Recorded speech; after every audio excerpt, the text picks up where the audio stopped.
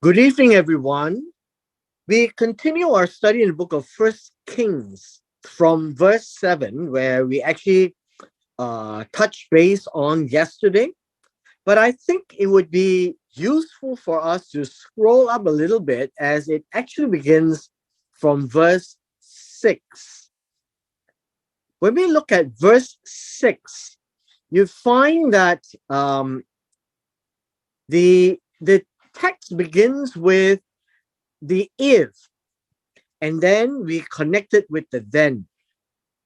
This is important because we spoke yesterday that God is a fair God, right? God is fair. And so he gives due warning to the Israelites. And in this particular instance, as he shows himself to Solomon, it is actually for Solomon to handle what he hears from God. So God says, if you do that, even though God has promised that there will always be a man on the throne of David, but if you or your sons turn away, it means to turn away in how would you say, this is to turn away, and this other word here is to return or turn towards. These two are the same words. One would mean by context to turn away, the other one by context to turn towards God. So if you turn away from turning to God, and I had mentioned that that means you do not keep my commandments and my statutes, which I have placed before you. That also means that you go and serve other gods and worship them. And these are the warnings. These are the actions, as you can see, the actions that God is forbidding, right? Forbidding.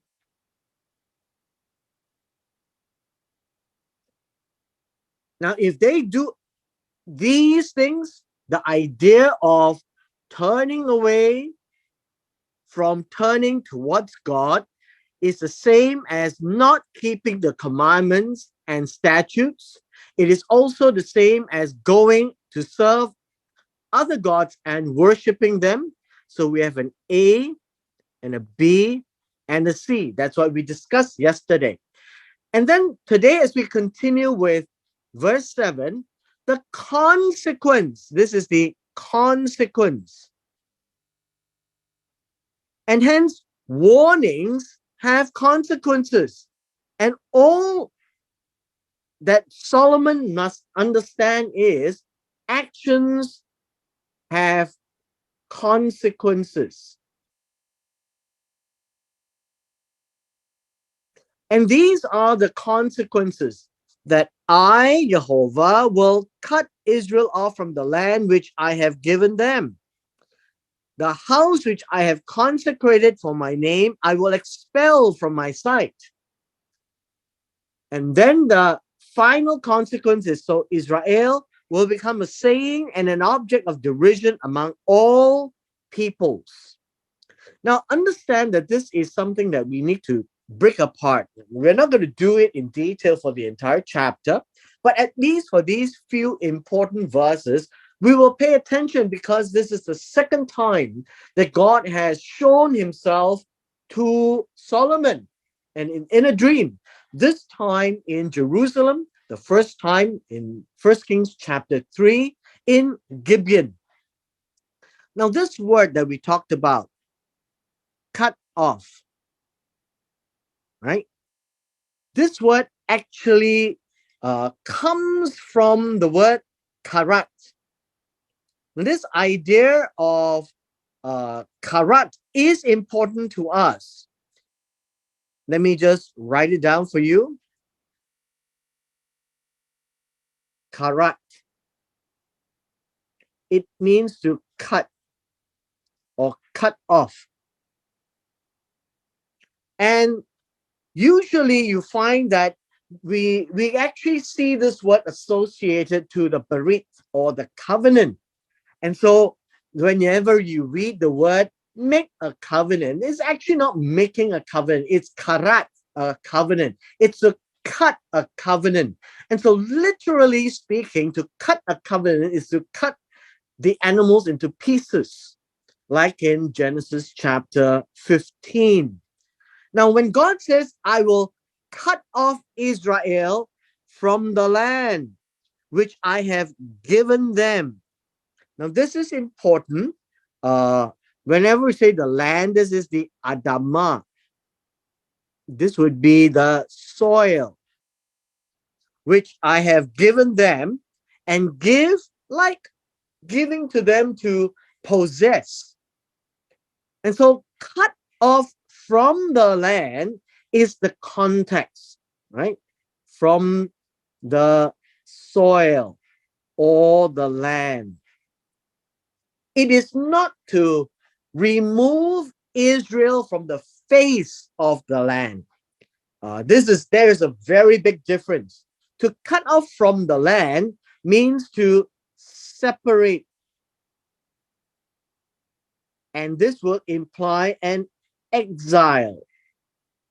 To be removed from the land, right? Removed from the land. And thereby you should read Leviticus chapter 28. Like the whole chapter will tell you the blessings and the curses. And God says, if you really, really don't listen to me, you will be removed. And so God says, if you do this, I will cut. Now, he doesn't say that it's instantly. He just say that this will be a consequence. When? Don't know. But God is patient. And so you find that God, being a fair God, gives a warning, and God is patient because this consequence of the then is not instantly. They will be warned and warned and warned, and eventually they will be taken away. And so we find first the Syrians taking over the northern kingdom, but the southern kingdom, house of Judah, was still intact. The Assyrians tried to take Jerusalem at the time of Hezekiah and Isaiah. They were surrounded, put on siege in Jerusalem, almost about to die. But God sent an angel to destroy the entire hundred of thousands of enemies of the Assyrians, and they went back with the tail between their legs. So that hasn't happened, but eventually it did. With Nebuchadnezzar, the house of Judah, which is where Solomon represents, was cut off from the land. They were taken into exile. And so, thereby telling us that what God says he will do, except that for the timing, God wanted them to repent. And so, to avoid being cut off is for them to repent. There is no sacrifice for their disobedience of idolatry. There is no sacrifice for their turning away from turning to God. There is no sacrifice for their not keeping God's commandments and statutes. There is no sacrifice for them going to serve other gods and worshiping them. And so the cut off will be complete when the time came when they do not repent, and they were taken away or cut off at the time of the last king, Zedekiah, from the land of Israel, which God has given. And so I would point out again to us a mantra: God's land, God's rules. Very important. And this is God's rules. Do not turn away from turning to me. Continue to keep my commandments and my statutes. Do not go and serve other gods and bow to them. And if you do, I will take you away from the land. I will cut you off from the land. You'll be kicked out from the land. Now, the second part is also important. If you look at the second part here, it says, the house, which is the temple, which I have made holy. Now, notice this word is made holy. Made holy or special for my name. And this is indicated in 1 Kings chapter 8, that God came and made his presence felt in the form of the Araphel, which is the thick, dark clouds, inside the sanctuary to say, yes, I accept and I put my name here. And so that I have made holy for my name. God says, I will expel from my sight. My sight means my face. Now, I am indicating this to you because my sight is a translator's interpretation for good English. But my face would be the literal rendition of the Hebrew. The word expel in this case is to send away. I will dismiss, I will send away from my sight, which means that God is indicating when the time came, the temple, although he had accepted and placed his name there in Jerusalem, he will change his direction. He is not going to look at the temple again. And this I had indicated is in Ezekiel chapter 9 and 10, that the glory of God was removed from the temple. And that can happen, and that would be a very sorry day for Israel. That Israel will no longer be looked at by God as a nation of God. And so this would be the consequence when they are no longer in the land, when they are cut off from the land, when God has gone away from the temple, right? From the temple, then Israel will become a saying. And it says here a proverb. This is mashal, a proverb. It will also be, how should we say, a saying regarding bad things. And so God says that in the future, if this ever happens, then people will look at the temple, will look at the nation of Israel, and Israel will become an example of something that has gone wrong, that has gone so wrong. And they will be an object of taunting among all the peoples around them. And when they see this, they will say, well, Israel is has done something really wrong, something really bad. That's why God has left them, and they're no longer in the land. So that would be the threat that God has given to Solomon. Now, understand this. When we read of blessing and curses, blessing being good words, curses being bad words, things that you will wish for the worst. When man says them, it is a phrase. These are statements that is being made upon another person or upon a nation. And it is a wish. However, when God blesses and God curses, then God will do something according to what he says. And that's the difference between the usage of the word blessing and curse. And so here, when God gives a threat, it is not a hollow threat because it is a warning. God says, I'm telling you now, if you do all these things, this is what's going to happen. Again, I said when, we don't know, but when God's patience runs out, that will be it for them.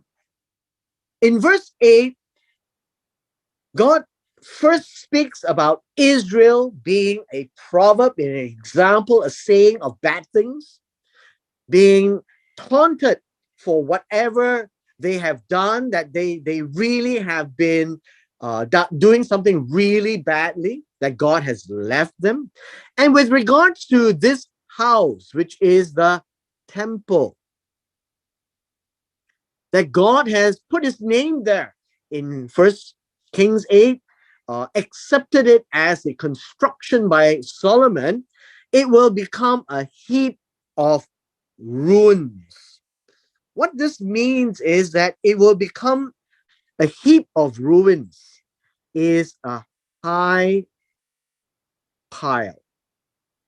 The heap of ruins, that the house will become a high pile of something, because the the the temple is made of rocks, and they were moved from the cavern and the canyon, and it will become a rock pile basically, and everyone who passes by will be shocked. And this is what appalled means. It will be a desolate, shocking sight. It is appalling, it is shocking, they will be stunned, they will be stupefied, they will see this high pile of rocks as a horror, as a horror. Now, what will they do? It says here, they will hiss. What do you mean by hiss? Basically, this will be the hissing sound to scorn, to scorn. And it is a hissing way of speech, basically. A hissing way of speech. It says, why has Jehovah done such a thing to this land and to this house? Because they would see the land, they would see the temple, and they are horrified. And then they will say, because Israel,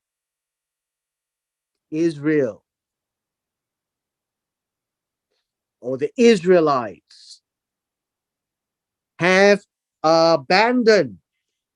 Now, this word here, they have abandoned, they have forsaken, right? Forsaken. Uh, they have left God. And so this is about turning away. Remember, turning away, not keeping, and then serving other gods. And that would be the summary of abandoning the Lord their God. And the description here is everyone here knows that the Lord their God brought their fathers out of the land of Egypt. This is not a surprise to the people who are in the land. The Canaanites, the Amalekites, the Philistines, everybody else who's there. And they adopted other gods and worship and serve them.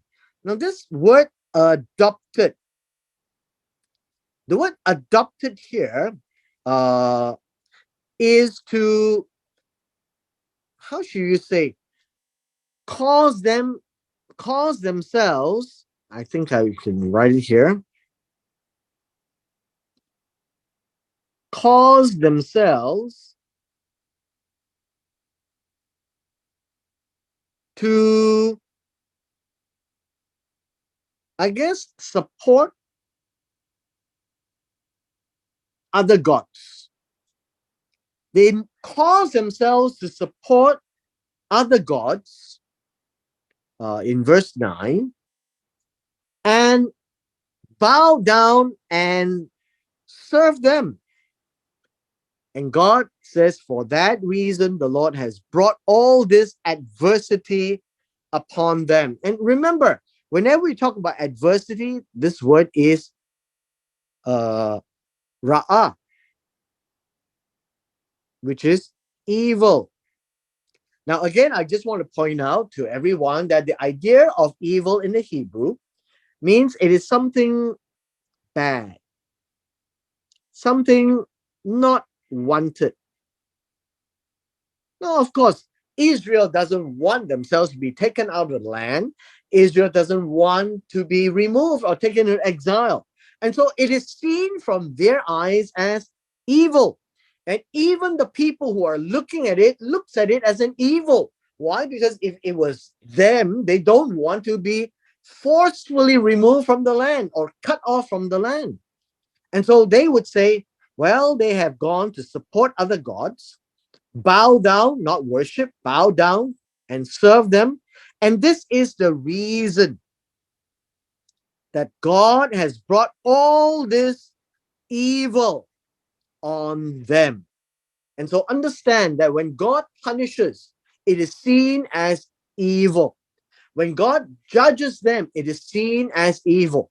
And so that is how good and evil is perceived in the Hebrew language. Now we depart from this uh, vision of God by Solomon, and we would move on to the next stage of the narrative of chapter 9.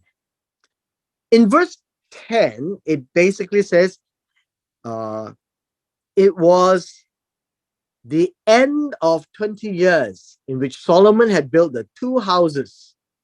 What are the two houses?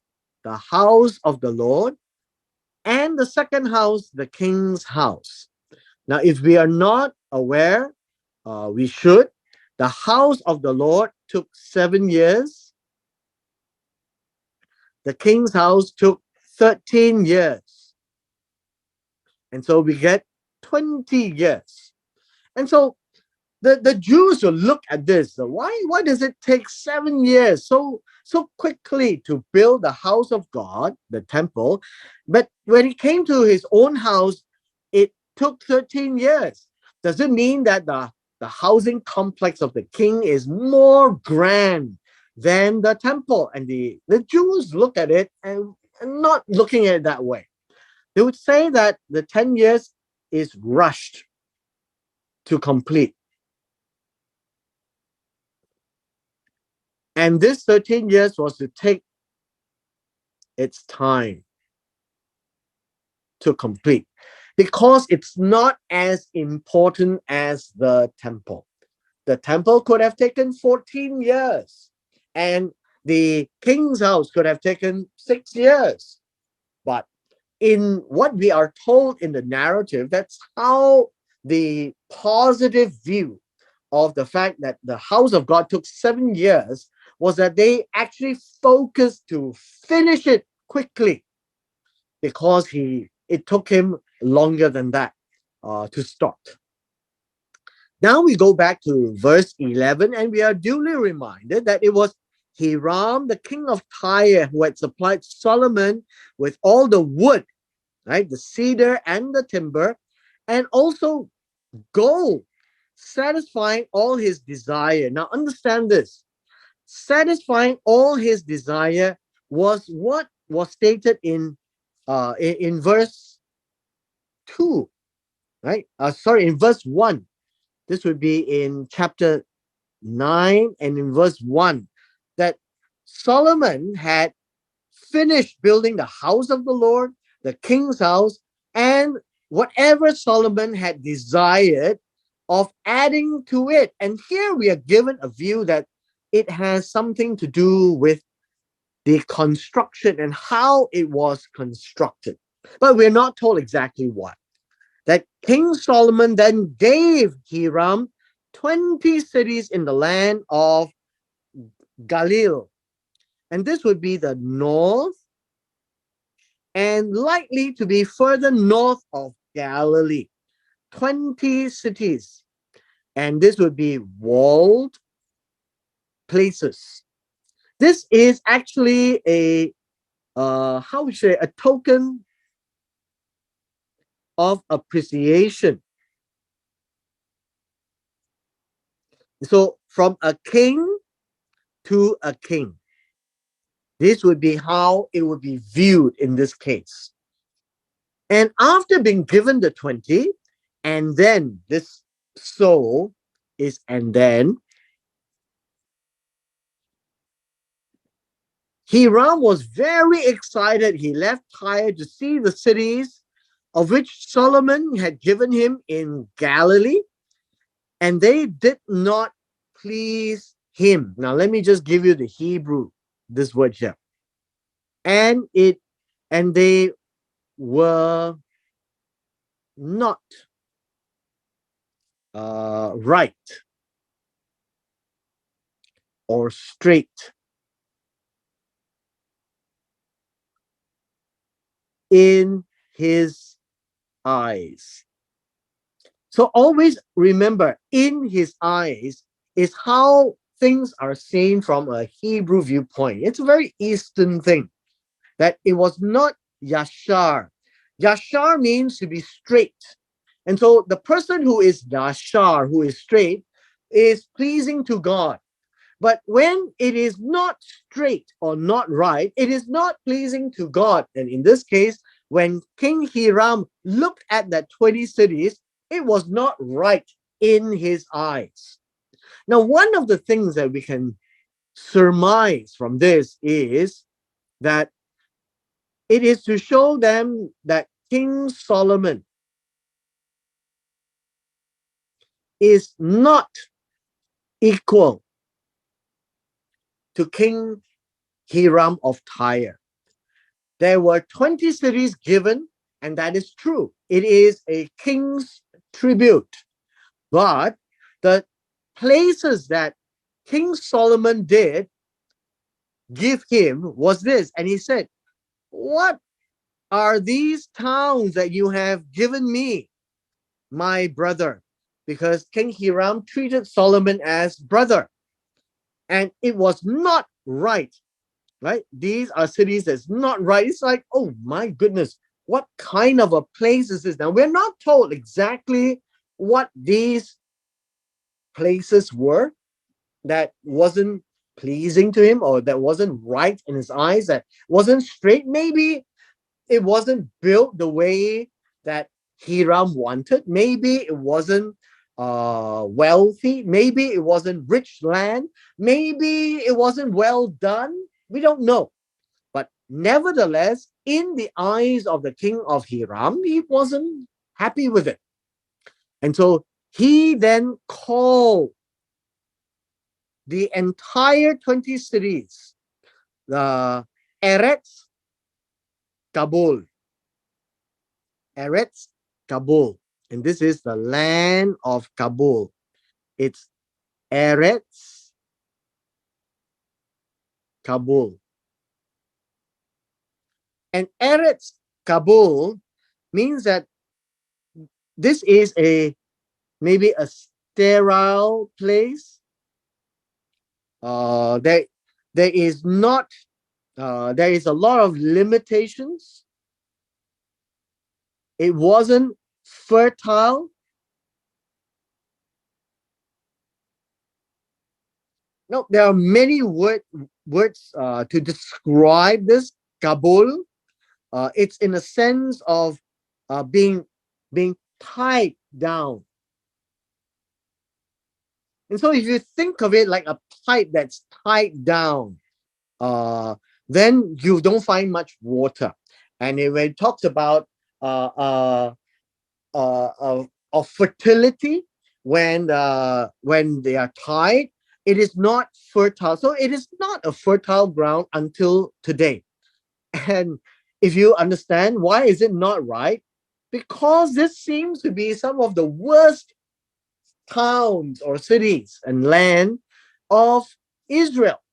And it was near towards Tyre, and they were given to Hiram. One, land given is really a tribute to a king, but two, the quality of the land is to demonstrate that well, that's what Hiram deserves, because King Solomon is not an equal to King Hiram. Now, what we see in verse 14 is this. And then, after getting that 20 cities that did not please him, that's not right or straight in his eyes, Hiram continued to send to the kings 120 talents of gold. Now, this would be discs of gold. Kikar is a disc. Talents is disc. Discs of gold. Uh, and I guess you think of it as that it's a weight, uh, and a weight of gold that is fairly heavy, and 120 pieces of gold. And that would be how we would see the tribute. Now, understand that King of Tyre is giving a tribute, translated as gift, to King Solomon. But this is to make sure that King Solomon is happy with the King of Tyre, so that there will be peace between them. But the greater receives from the weaker. And so Hiram is the weaker, and the king, and this is Solomon, would be the greater. And this is how the tribute is seen.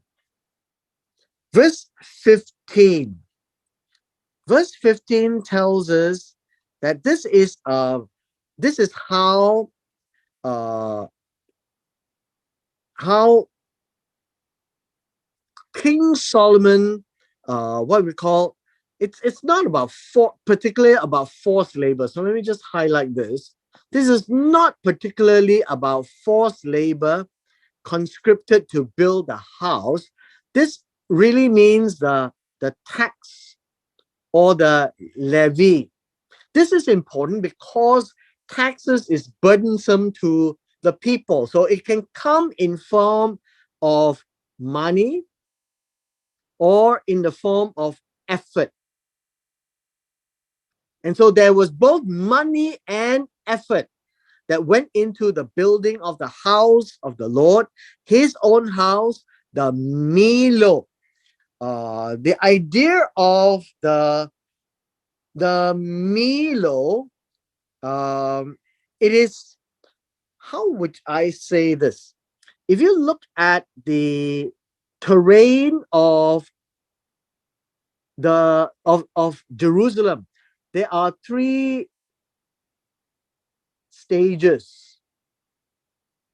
And in these three stages, you find that this is called the Milo, right? This is where Solomon's house was built, and this is where the temple was built. And so we're now talking about this Milo.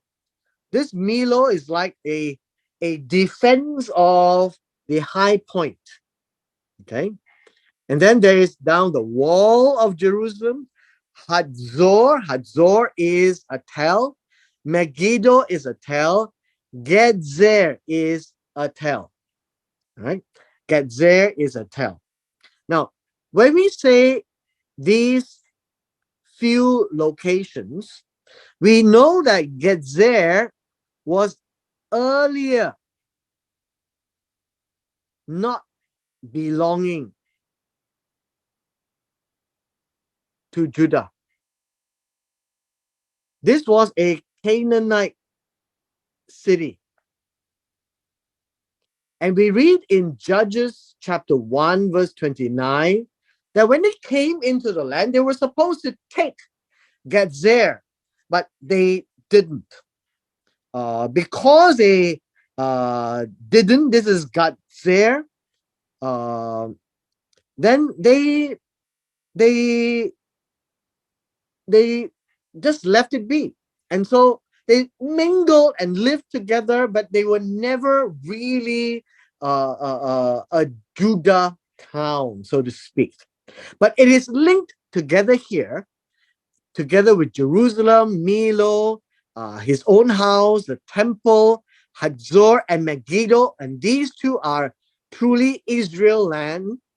Gezer at this point wasn't, but is now a recollection that this is how they were constructed. How did they get there? This is important. They don't talk about Hazor and Megiddo, but they talk about Gezer because it wasn't theirs. And so, how did Solomon get there? Well, the story goes that the king of Egypt, the Pharaoh, right? The Pharaoh, the king of Egypt, went up and overthrown Gezer, burned it with fire, basically destroyed it, killed the Canaanites who lived in the city. Notice in the old days, when they come to take over somebody's place, they literally did this. They sat down and they harak, they killed. Right? This word is harak. And this word literally means to slay all of them who lived in the city. This is a Canaanite city. Gezer. Burn it to the ground, start again. And so you find that in the old days, when you have, say, buildings, right? This is the ground, and you had buildings. And so they were burned when they are all burned. Let's say we do it this way, they are burned. So what's going to happen then is that all of these will be raised. It will be purely ruins left, right? Ruins left. With ruins left, you can't do much. You can't just stay there. So it has to be rebuilt. And so Gezer became ruins because of the Pharaoh coming out to destroy and kill everyone. So it's now an empty town. And so the Pharaoh gave it as a dowry to his daughter, Solomon's wife. Now understand this. It is translated as dowry. And so let me explain. This word here is Shilohim. Shilohim literally means a sending of gift. It's a sending of gift. And so it is not really a dowry in our sense of the word. It is not given to Solomon. It is given to his daughter as a present, a going away present, because his daughter is going to marry Solomon to be Solomon's woman.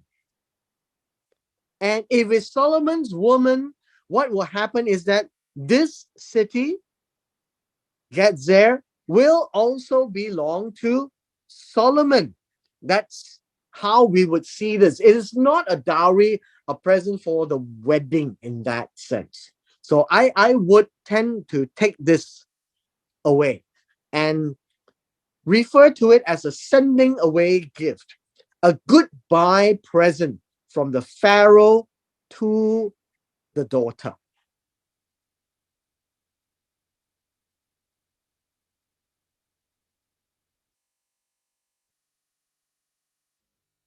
And with this, we will take time off and we will complete chapter 9 tomorrow, so that we understand now, Gezer, this place, how it came about to be added into a list of towns that we know belongs to Israel, which is Jerusalem, Hazor, and Megiddo.